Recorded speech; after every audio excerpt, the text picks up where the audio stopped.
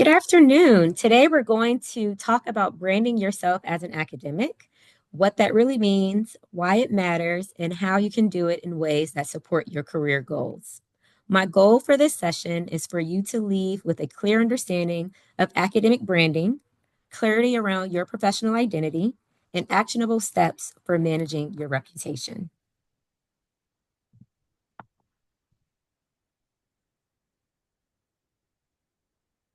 So, academic branding is not just self promotion for the sake of self promoting. It's about defining your identity so that others know who you are, what you stand for, and what you bring to the table. It also opens up a lot of doors for funding, speaking engagements, and collaboration. That visibility is key for some of this networking that happens to get speaking engagements or to gain new collaborators. So, the first thing you want to do with academic branding is be sure to define your professional identity. Who are you? You want to have expertise recognition. You want others to understand your expertise and your value. And sometimes what I tell people is to chat with their colleagues, with their mentors, with their even advisees to say, how do you see me? What do you see as my research, mainstay? What is my research focus? How do you envision that for me? And that's helpful to gain that feedback so that you can see how others see you. It also helps attract opportunities such as grants, speaking engagements, and collaboration, and it increases your influence in your field, which is also duly important.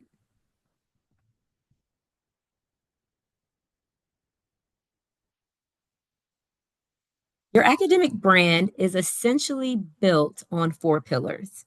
There's expertise, values, voice, and impact. Together, they communicate who you are as a scholar and why your work matters. For example, expertise. You want to be sure to clearly state what you study and how you make a contribution. Um, in thinking about contribution, it's a lot of times you want to talk about contribution to the industry, contribution to the field, contribution to practice. How does what you do translate into, a better society, a better world? When thinking about values, what principles guide your work? Is it collaboration? Is it interprofessional collaboration? Is it making sure that your work is easily translated to policy? Some of these values will help. If you write down some of these values, it would also help guide kind of the work that you're doing as well. Of course, voice is important. How do you communicate your work? Are you a social media communicator? Are you hosting webinars? Are you hosting live Twitter chats? Are you writing op-eds? How is your work being communicated? And thinking about that is truly important. I know for a lot of us as researchers, as scholars, we communicate our work through our research papers, but there are a lot more ways to communicate our work so that different audiences view it or that the same people view it in different ways, right? Are you creating graphics about your work? Do you have your work posted on your personal web page? Do you update your community? Do you send updates, emails about the work that you've been doing? All of that is highlighting your voice. In terms of impact, this is truly important. This is important for, of course, your elevator pitch, of course, branding, but this is also important for the students you work with, your faculty members that you work with. Expressing your impact, who your work benefits, and how is extremely important.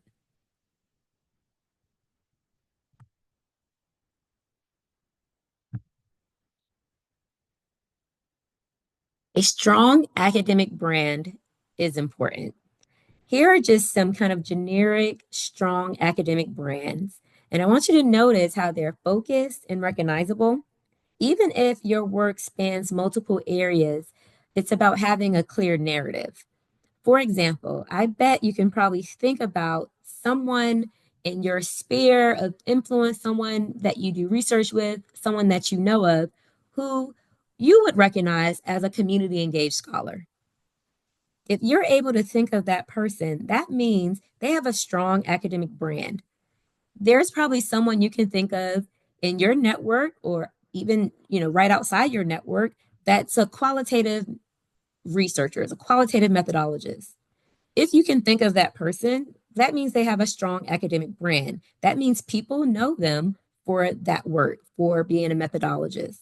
If you think about someone, an interdisciplinary innovator, right? They're known for groundbreaking connections between two or more disciplines or professions. I'm sure you could probably think of that person. The key here is to have a brand that is recognizable by others. What do you want people to know you for? Do you want to be known for being a quantitative, methodologist, a qualitative methodologist? Do you want to be known for your interdisciplinary work? Or is it about the population that you work with that you want everyone to know? If there is a question about happiness in children between the ages of 6 to 12, they should be calling you because that's your expertise area. And that's the importance of having a strong academic brand that's clear and that that's easily recognizable.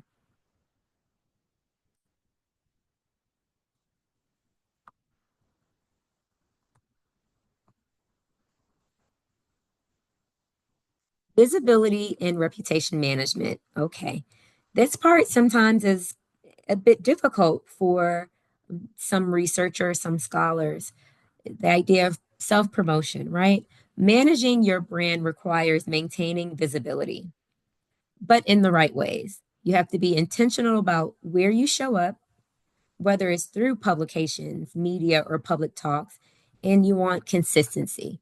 A brand that is consistent builds trust. So if everybody knows that you focus on the translation of your work to policy and that's your brand, you want to consistently show that throughout your social media, your public facing webpage, your Ohio State webpage. Everyone, it should always have that kind of indicator, that headline there, right? A clear and consistent brand. Some key areas in which we show up as academics, right? Publications. It's important to think about the top journals in your field, the tier 1 journals, the tier 2 journals, and ensure that we are strategically being placed in these journals. I also used to think about looking for special issues that are on the topics that I talk about. And even if I don't have something ready right away, I'll email the editor and ask, what is the timeline for this special issue? This is something that I research and I really want to contribute to this special issue, right? And so even just having that communication can get you in the door with thinking about how your piece gets strategically mentioned in there. Conferences. Of course, we know that we have to attend conferences for networking, but it's also a good place to speak about your work in keynote addresses, in plenary sessions, in panels. The fun thing about panels is that if you're speaking about your work, typically there are other people on that panel who also are in a similar field as you. So it's an important opportunity to share your work with those people. Think about building collaborations or networking with them as well. Recognition, key awards validate experience. It validates your expertise area as well. If I want to be known as a stellar teacher, a person who not only is able to command the classroom, but also someone who might even write and do research about teaching so that it can be better. If I'm building my brand on teaching excellence, then having teaching awards kind of solidify that brand. Same thing for research, same thing for community engagement, same thing for interdisciplinary work, similar thing for policy as well. That extra recognition from an award, right? Your national organization granting you an award, your regional organization, Ohio State granting you an award for these areas in which you identify as an expert, it's truly important for consistently building that brand and increasing visibility. Engagement. So it's important, and we'll talk a little bit later about, how you manage your brand, the tools that you're using, but public outreach is important. And I think Jeff and Emily will probably talk about this a lot more. It's just important to think about how is your work being translated to the community? What does your outreach work look like? And does that work all align with your brand? I remember just doing volunteer work because I love it. I love getting in my community and doing volunteer work. And then I thought there's volunteer work that I love to do that also is related to children because, school counseling background, K through 12 expert, working with children in community work, community service aligns closely with my brand. I used to love working in geriatric care, and so I loved working at elderly homes.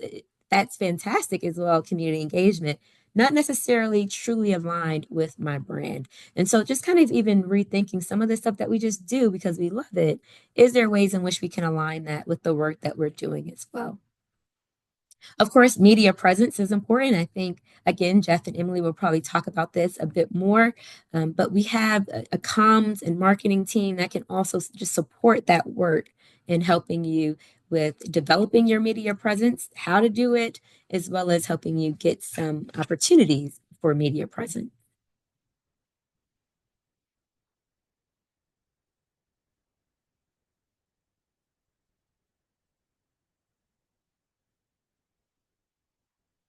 I'm sure you all are quite familiar with some of these tools for building your academic brand. These tools really help you maintain your brand. It makes you have to make sure that your profiles are up to date and reflect your current work and impact. There's a worksheet that I shared with you via email, and it just has a column on there that has tool and platform. It's a yes, no, do you have one? And a yes, no, does it need updates? So, do you have an ORCID profile? Yes or no? Do you have a Google Scholar profile? Yes or no? Do you have a LinkedIn profile, a personal website, a department profile? These things are truly important when you are building your academic brand. If someone looks you up, if they type in your name, what information comes up? What information do they see about you? And most importantly, is that information correct, up to date, and consistent, right? I have Google names on an article. Wow, this scholar is fantastic. I want to just learn everything that they're doing. Their last update on their faculty webpage was from, 2000, the year 2001. I know that there must be some other updates because this is a new article, but their faculty webpage isn't updated. You try to find them on LinkedIn, they're not on LinkedIn. And so the ability to maybe build collaboration, network with this person is kind of thwarted because their profiles are not updated. And I know as an academic, we are not necessarily pushed to do this, like in our PhD programs and our professional programs. This is something that we learn when we're in the academy, but it's truly important to especially have that ORCID ID that follows you throughout your entire career. I oftentimes ask my master students and my PhD students to sign up for your ORCID ID, right? That follows you and it's an easy way to track all of your publications. The Google Scholar profile is also important. You can even have some keywords on there, right? If your keyword is policy, if your keyword is health equity, you can put those on your Google Scholar profile. The other cool thing about Google Scholar is that you can see how many people are signed up to get updates from your work, right? And these might be metrics that you report out in an annual evaluation, for example. It also kind of highlights all of the articles that you have. You can see if the articles are readily available. There's a lot of benefits to having that Google Scholar profile. The professional website, it doesn't have to be super fancy, right? It really is just to maintain and update in your ability to communicate out with people who are interested in keeping up with you. The other thing I might note is academic Twitter. There's some movement around whether that's beneficial or not, but these are just some ideas in terms of things that you can do to make yourself a bit more visible. I also want to talk a little bit about digital business cards. I'm sure a lot of you on the call have heard of digital business cards, maybe even are using them now. I will say that having a digital business card, it's really important, especially when you're networking at conferences. People can scan your QR code. You are able to collect data from that person who scanned your QR code. You're able to track how many times people scan your QR code, how many times it's forwarded. You can have information on there that you can't have on a regular business card, such as links to your Orchid profile, links to your Google Scholar profile, links to your professional website that people can click on just from their phone. So there are a ton of digital business card out there that are free to use. So I encourage you to look into those opportunities to push your brand forward.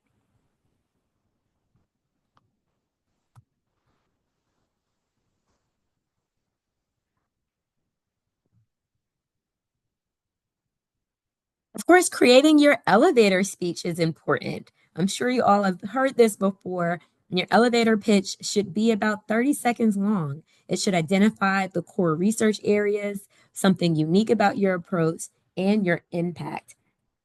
The key thing about this elevator pitch is that you want to make sure that it still sounds conversational and that it doesn't sound too pre-recorded or rehearsed. It is a conversation with someone, right? And so if you're at a conference, you're walking to the next hall or you're walking to the next session and you're with someone, pitch them, share with them about your expertise area, right? This is how you not only build your brand, but also push your brand forward as well. The more people who know what you do and it comes directly from you, the better. I have found that people repeat exactly what you tell them. So if you say, I am a interprofessional collaboration expert, workforce development expert, and a quantitative methodologist, people will repeat those three things about you, right? And so now you get to control the narrative. So work on that elevator pitch. Make sure it's 30 seconds. It hits all of the key areas, right? You want to summarize your primary investigation area in one sentence if you can. Focus on the central question that's driving your work, right? For highlighting your unique approach, you want to explain what makes your methodology or perspective distinctive. What differentiates you from your peers? We all look at K through 12. What makes me different from someone else who looks at K through 12, right? That being able to articulate that is important. You also want to describe who benefits from your work and how they benefit, right? Is it connecting the world applications or theoretical advances? Whatever it is, you want to be able to communicate that and articulate that impact. Also, I think practicing your delivery is key. Many times people will write down their 30-second pitch. They have it written down, they did the task, but they haven't repeated that to anyone. They haven't talked to just even friends or colleagues or their PhD advisees or their grad student advisors or their undergraduate students about who they are as a researcher, their impact, and who their research helps, right? And so getting down that elevator pitch is also just practicing the delivery. So practice with people who are around you who could also feel comfortable giving you some feedback as well.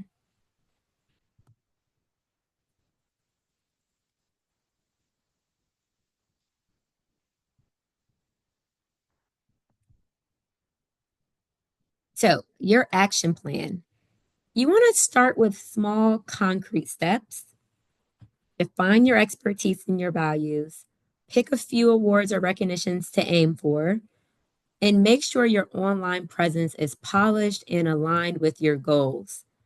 One thing I started to do with the bio, with my bio, is I have a bio. I have the date. It's saved on my desktop in a Word document. You can save it in your Google Drive so you can access it at any time. Save that bio, copy and paste it, and use it for everything.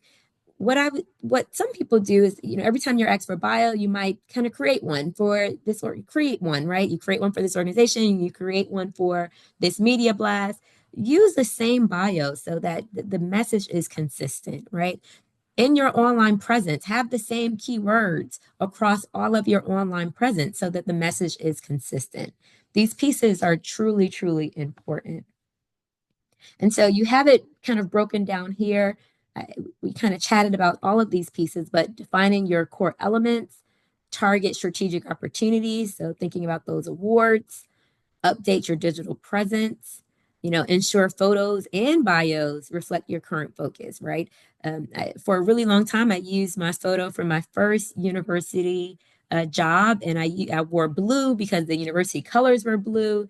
And then I went to a university where their colors were black and gold, and I thought I should probably update to black and gold. And now I'm at Ohio State, and their colors. And I actually have a new profile picture. I have a new bio that has on red in an Ohio State pin. And I think even having those things updated on my profiles, I think is really it pushes forward that vision of who I am. And I'm a professor at Ohio State University. That's reflected in my pictures. That's reflected in my screensavers, reflected in my Zoom background as well, right? And so again, that consistent message.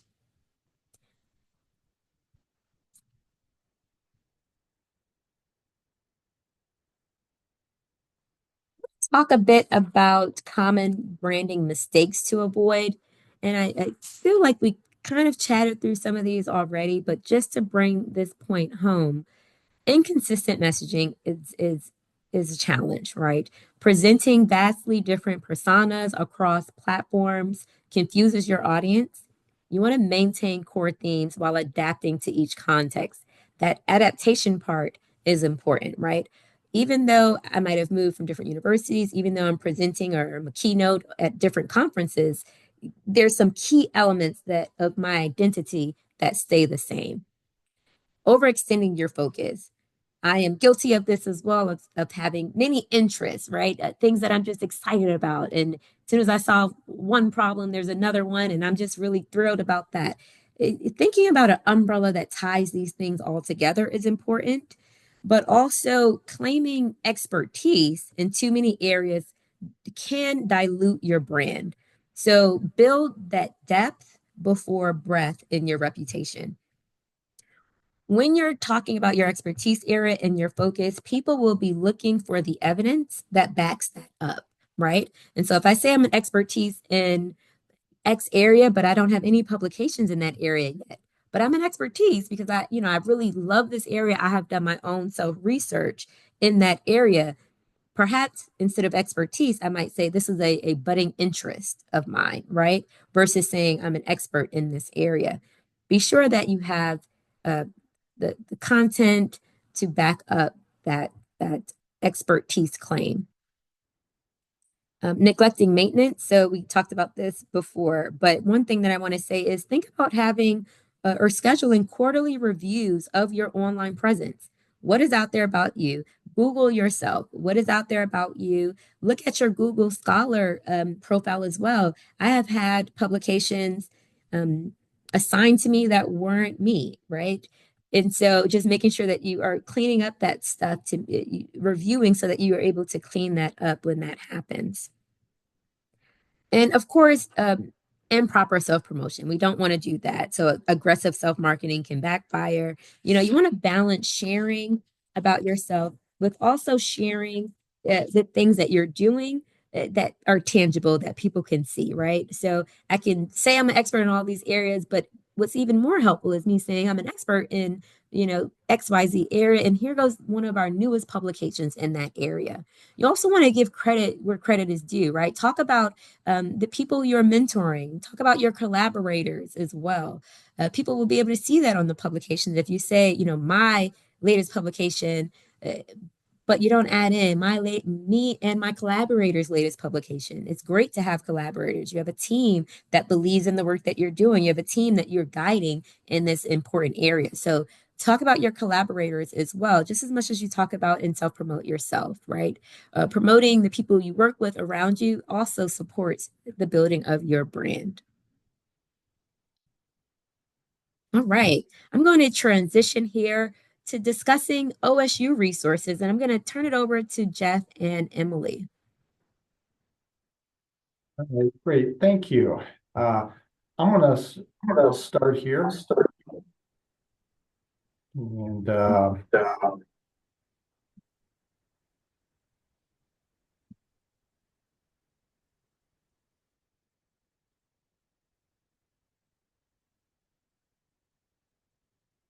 so I saw that Sheila Kraft Morgan is with us here today, and I had already planned to do this. I think she is someone that you all ought to know as far as uh, working on your personal brand here.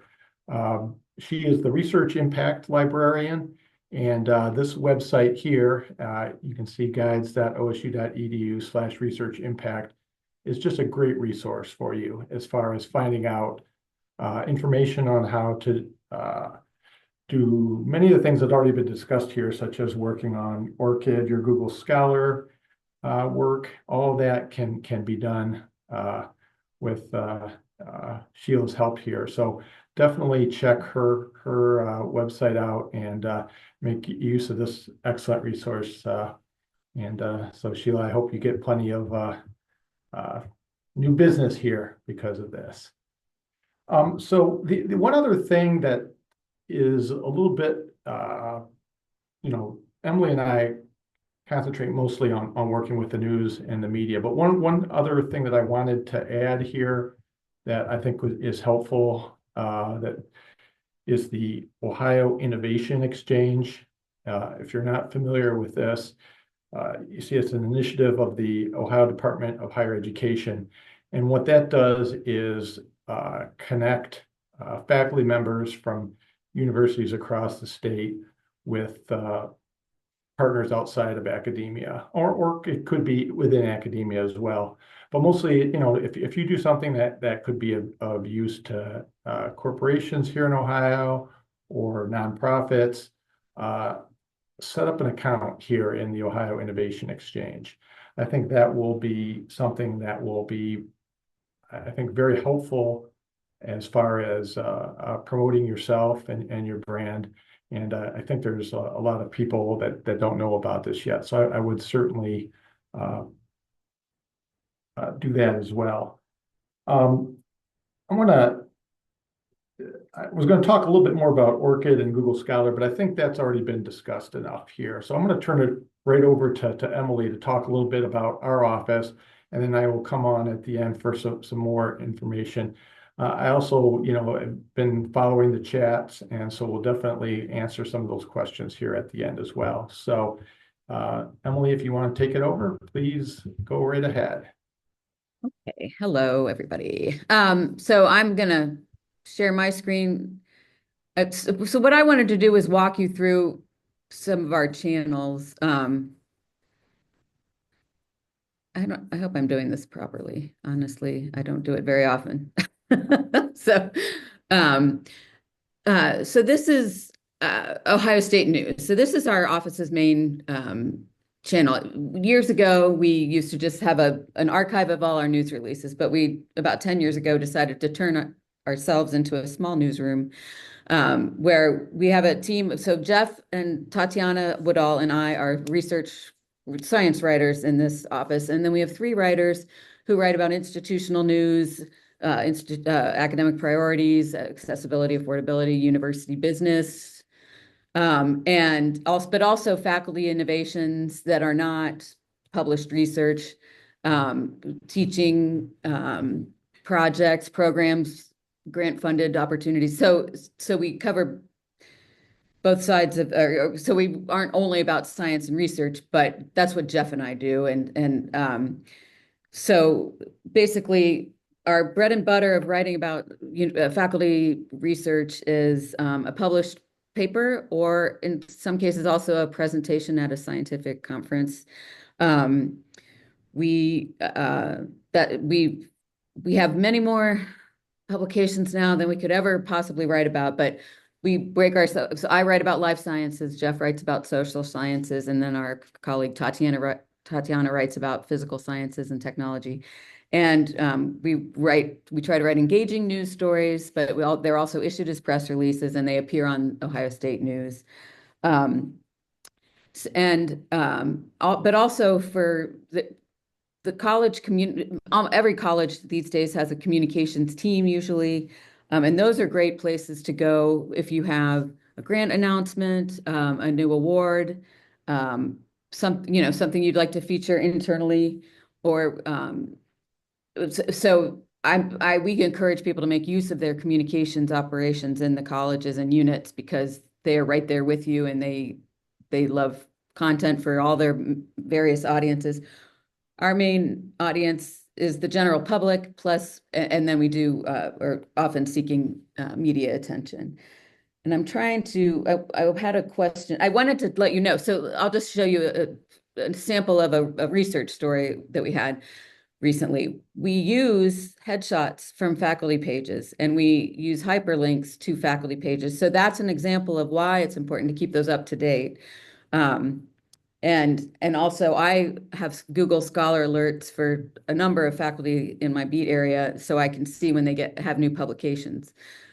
So that's an example of when you talk about your personal brand, it's like all the public facing information out there about you that you can control is, keeping it updated and keeping it consistent. So the next thing I'll just show you quickly is on campus. So there's an on-campus daily email, but this is also a website that was instituted about a year ago to go along with that. It's just this is more of an internal audience, but and actually the most common thing clicked on here are the events and things to do. So it's just another place that you can submit through the daily email to reach an internal audience that way.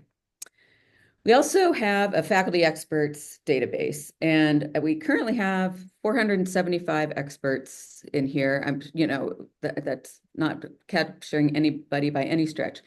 So it's here, it's alphabetized by the first name, but you can search it by area of expertise, then college or name. And so this is another place for you to be. This is for media essentially, but I would imagine some speaking engagements could be scheduled through this too. Like other people besides the media use these, but and the implication is if you want to be in our faculty experts database is that you are willing to be contacted directly by the media. And so, but you have some control over what is said about you there for sure. And I'll just scroll at the bottom. I don't want to give anyone a headache, but right here at the bottom of the page, you can request an update. Our colleague Joe Camoriano maintains this and can do updates for you. Next up is our office. We also have a broadcast studio. It's relatively new. It has rotating backgrounds. It's got high-speed connections to broadcast outlets and including radio. So this is where we do expert interviews if you're requested by especially a major TV network news operation for an interview, we can set you up in this studio for those kinds of opportunities. We can also use the studio for audio interviews, and we have press conferences here, and we also do media training in this studio. So that's another option with our office. And then let's see. Okay. I don't want to take up too much time. I think we should have time for questions. This is just a note to let you know, we have a couple of pages that point out the impact of our outreach. We have a marketing team as well, and we have a heavy focus on demonstrating Ohio State's impact to Ohioans, but we also like to just show that the many channels we have reach a lot of alumni, general public, internal audiences, peers, collaborators, funders, all those kinds of things. Jeff, should I throw it back to you? Is that okay? Oh, you're muted. Yes, absolutely. And I And want to talk about one more thing here. stop sharing. Okay.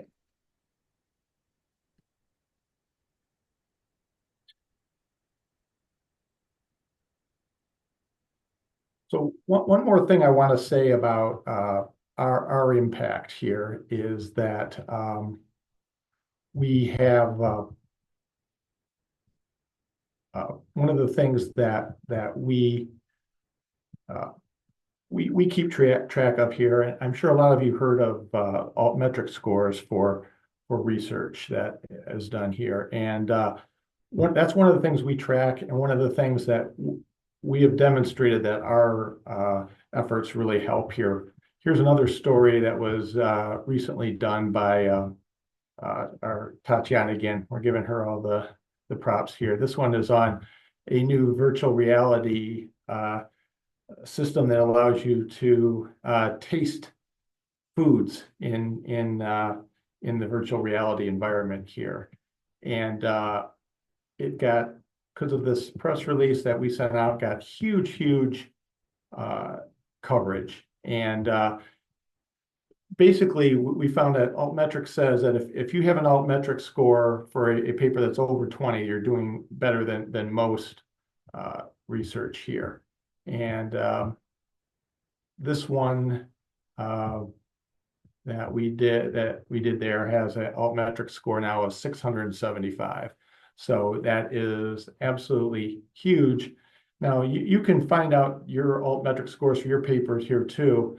There's a link that you can get through altmetric called altmetric kit where you can click on your study and find the scores for that there. And this tracks everything from, as you can see here, news, blogs, X, or what used to be Twitter, Facebook, Reddit, YouTube, and Blue Sky. So it's got huge amounts of data on this, and is a really good indication of how you're doing as far as getting some kind of impact from your research here.